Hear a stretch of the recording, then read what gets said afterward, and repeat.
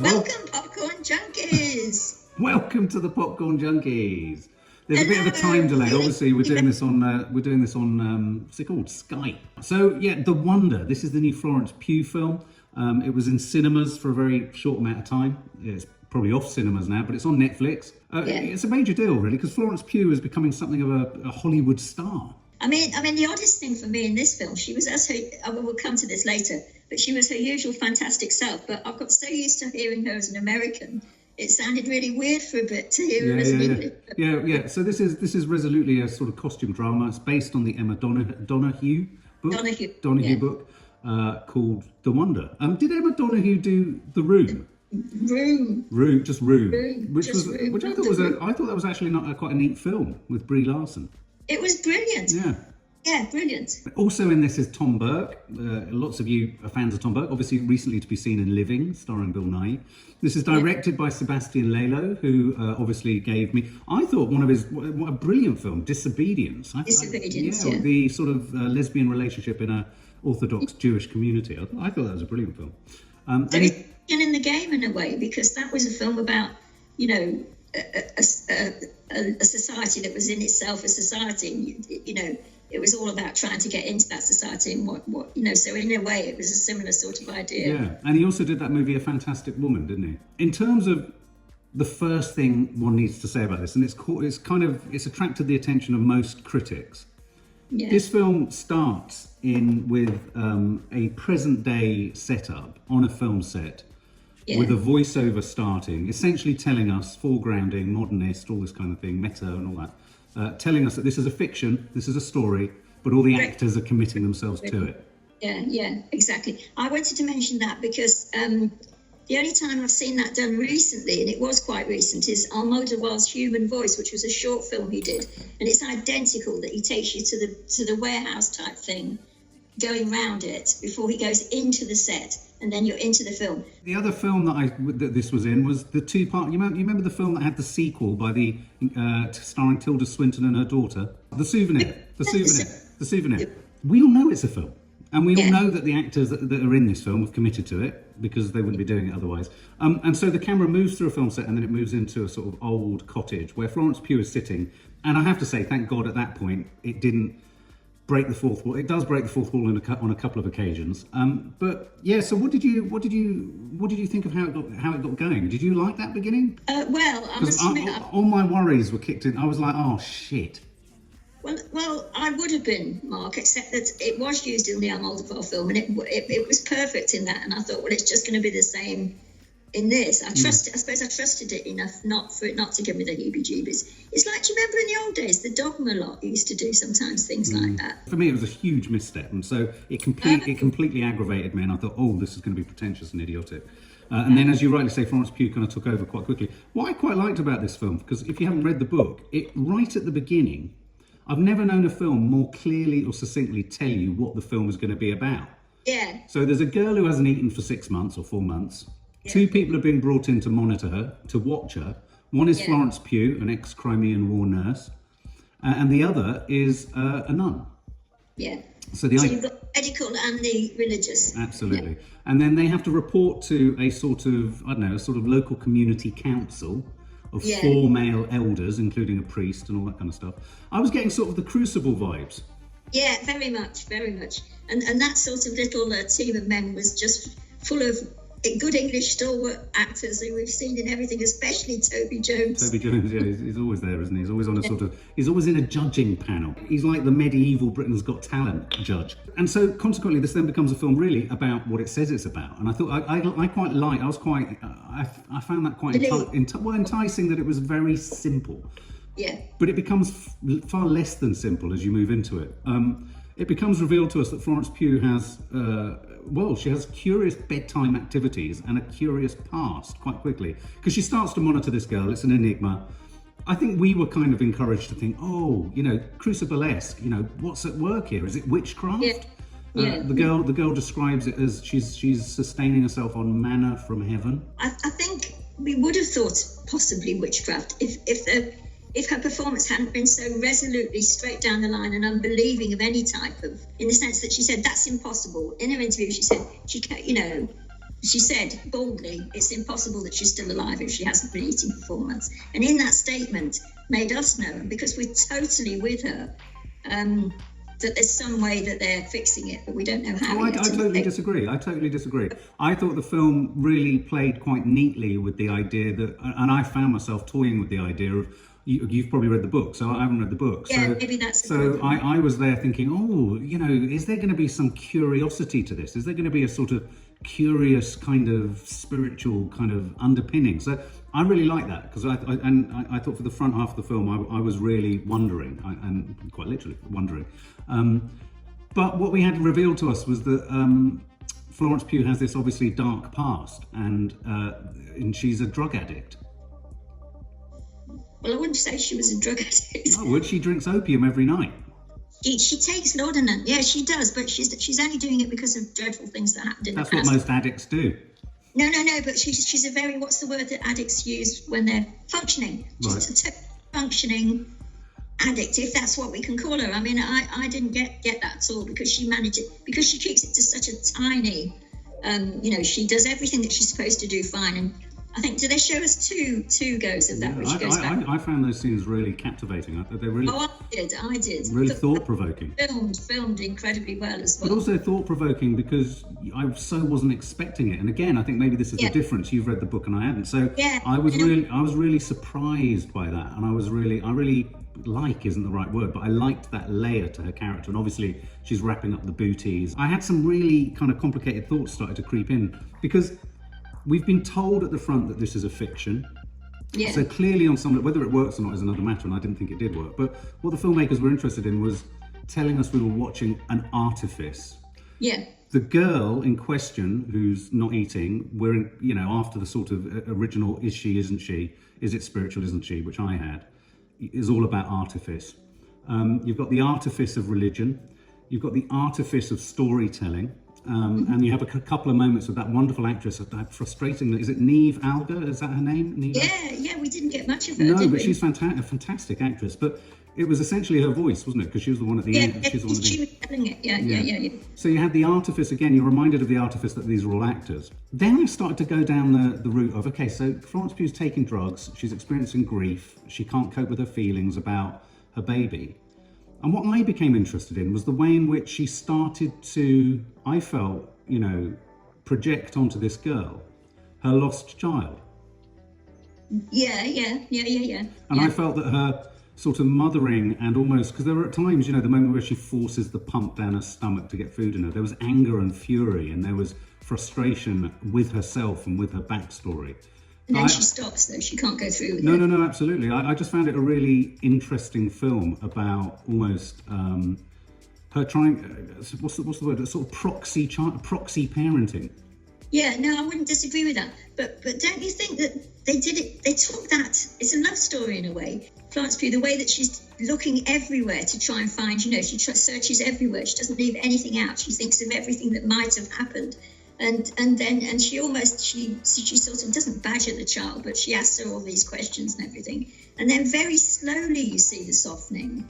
It was like the most ultimate of teenage kids refusing to talk to you in a room. Yeah. You go upstairs and you say, right, I'm going to start searching around your room for some clues. What the hell's going on here? Very like that, yeah. I think we have to give a shout out to the daughter, the girl. Oh my God. What's her name?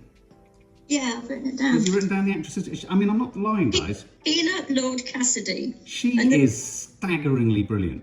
Her mother in it is her mother. Oh, right. Yeah. But that girl was staggeringly brilliant. It's stunning, yeah. I've not seen a performance by a young actress that good in years. No. And so much of it was held in, as Nadia always says, she's inhabiting the part, but held in silence. It wasn't necessarily about how much she had to say. It was about how much she held what was going on. Yeah, and how much she couldn't say, and how much she was emoting, and then actually, in a way, saying very little, but absolutely convincing us. Convincing Florence Pugh in the meantime. I've forgotten what her name is in it. What's her name? I don't know. Liv. We forgot to say the context of this is kind of set not long after the potato famine in Ireland. So you've got a distinct sense of, I thought that additional Irish historical detail of famine and a lack of food, I thought was an intriguing parallel and echoed in the activities of of this daughter, of this girl who wasn't eating. So I thought, the idea of famine and hunger and all that kind of stuff was quite intriguing. Absolutely, and also the fact that it's an English nurse. Yes, yeah, absolutely, sort of Florence Nightingale-esque. Yeah. And so then the character Tom Burke comes in. I wasn't entirely convinced by the romance. Well, it's sort of no, I wasn't either. But he sort of inveigled his way in. He pushed his way into the film, really. You're right. Yeah, but because he's so sort of charming and such a good actor, and I suppose there was a point to him. He'd come from the journalism. He used a phrase, didn't he, which was one of the key phrases of the film, when you're killing somebody by degrees, you're killing them by slow degrees or something. That was going to be his headline. I like the fact that he had a connection to the area and he had a dark past, his home wasn't great and all that kind of stuff. But you're right, it was almost like he was a journeyman moving from Living, which we saw with Bill Nighy last week. He moved down the coast and he ended up in this film. I wasn't convinced. I wasn't convinced. Well, no, I wasn't either, but at the same time, he's so necessary to the plot. No, the actual romance, I just felt, was desperation on both the parts. I like the detail of him giving the young girl, the girl who's starving herself, the zoetrope, which of course is another sort of foregrounding device, isn't it? Yes. It's the sort of disc with a drawing of a bird in a cage on one side, a bird on one side, a cage on the other. You do it fast and it puts it in. And I like that idea of, she kept saying in and out, out, the bird being in and out of the cage. And of course, that's essentially what we're watching. We're watching actors who will have, on a daily basis, going in and out of character.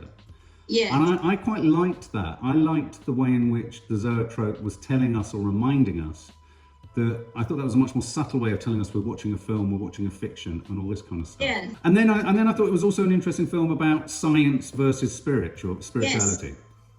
Which uncharacteristically, a lot of those phrases are put into the mouth of Toby Jones, aren't they? It comes up. It reminded me of Trump, like maybe the sunlight's making her. Yes, I loved his stuff about the molecules of something or other, or in the landscape, and I thought that was really funny. And what I liked and what I thought was very clever about the film was in the character of the nun, who I thought, if you think about the nun character, she doesn't say anything until the end, virtually. And yet I thought her relationship with Florence was incredibly telling. So whilst you felt, if you look at it just simply, it's like there's science on one side and there's spiritual on the other. As the film moved along, you realise that what this was about was the spiritual and the science. Exactly. And I loved that. I thought that was very clever, and I thought it did it very naturally and in a very sort of gently thought-provoking way, right down to the way in which the nun, I won't say what she said, had that exchange with Florence at the end, which gave me goosebumps. Well, the interesting part of the narrative, of course, is that it's about a story about abuse as well. Writ large. Writ large. And I mean, this poor girl, again, this sensational actress at the centre of it, cradling a trauma that isn't really revealed to us until halfway through the film, is it? More than halfway. I mean, they hold on to that information. Big reveal. Yeah, big reveal. And then you realise that in a sense, this whole family is going through what it's going through. In a sense, it's like collateral damage. They want to throw her under the bus in order to kind of find salvation for all of them. Yeah, and because the son, and we sort of know that we've seen that picture of the son with his eyes and everything, and the parents going on about the father actually seems less sure about the whole thing than the mother. I have to say, it's often the case, isn't it? Yeah. Because they'd lost the son. As far as the mother was concerned, and it must have been a really difficult part for her to play because she is the girl's mother in real life. Is that she's essentially sacrificing her daughter? Yeah, to pull her son away from the gates of hell. Exactly. Her daughter needs to do something to stop that from happening. Exactly. Yeah, which is awful, just awful. Yeah, just awful. And then I felt, for me, I thought, having had that dodgy beginning, the film had really got me. I was really invested. Florence Pugh is just sensational, isn't she? I mean, she Tom Burke, although I couldn't see why he was there and I didn't need him, he's always incredibly agreeable to watch because he's so watchable. The family were good. As I say, the dialogue between science and spirit was all good. And the end, I could see the end coming, and I quite liked the way in which you didn't. No, I said, could you? You could see. No, I could see how she was going to use, the idea of the death and the rebirth and all that kind of stuff. I won't give everything away, but I thought that was kind of neat. I quite liked that. But the film should have ended at the point that her eyes opened. I found the whole going off to Australia utterly pedestrian. I wouldn't agree with that, because I think the screenwriter or the writer or whatever had to bring it back firmly to earth. I don't think they did. I thought the magic of this film was when it was in this swirling sea, and then the nun has said what she said about seeing this vision. Well, it's that statement that's the magic. Well, that's the moment it should have ended. Okay, maybe that was after she'd opened her eyes. That was the moment it should have ended, because I thought, for me, that kept the mystery open. I tell you what weirdly happened to this film for me. It built a magical soup of spiritual science and all this kind of stuff, and you were wishing-washy and it was swishing around this stuff, not really thinking, God, it's all of it, it's none of it, it's both of it, it's each of it, and all that kind of stuff. What it wanted to do, and it did it, didn't it? Absolutely. And then you had this moment where almost nun and nurse were united in that statement, because there was a knowledge and an understanding. Yeah. And then the film sought to completely bring us down to earth in a way that almost slapped me around the face. First of all, they're checking in onto a boat into Australia, and then secondly, we go back to the fucking film studio. Yeah. Totally unromantic ending. Yeah, it was. For some reason, I mean, I'm usually with you on the endings of things staying romantic and sort of fanciful in a way. But it was fine for me. It worked fine for me. I think it might work fine for most people. I would have really liked an incomplete ending, or a sort of, ephemeral ending, or a sort of ethereal ending. I was so invested in this really claustrophobic but interesting dialogue that was going on between spirit and science. I felt that with all that was going on before. I mean, they gave me enough before for me to get all my sort of, not fanciful, I don't mean fanciful, but spiritual and weird stuff. Well, what I liked about the young girl's performance was when she came back round, I almost felt in her eyes she was giving us a deep knowledge that this wasn't really what had happened, but that this was an escape as well. I mean, I felt there was. I really want Nadia to see this one. There was so much going on in that young girl. I mean, in a weird way. I mean, Florence Pugh rightly is the star, and she's sensational.